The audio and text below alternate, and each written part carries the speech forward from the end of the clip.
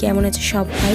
আমি আবার চলে আসলাম মায়ের একটা কুর্তি পরে তোমাদের সাথে ভিডিও শেয়ার করব। তাই তো চলো, এই কুর্তিটা না আমার বহুদিনের পছন্দের ছিল, ওই জন্য ভাবলাম চলো এই সুযোগে কুর্তিটা পরেও নেওয়া যাক আর তোমাদের সাথে একটা ঝটপট লুক শেয়ার করব।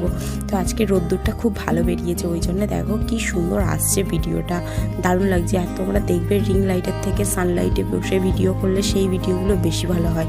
আর আমি বাড়িতে আসলে সানলাইটে ভিডিও বানাতে পারি, কিন্তু এই বাড়ি আসলে তখন আর সানলাইটে ভিডিও বানানো হয় না, কারণ জানলার কাছে সেইভাবে ফোন রেখে কোনো কিছু করার সেইভাবে সেট আপ আমার নেই, ওই জন্যে।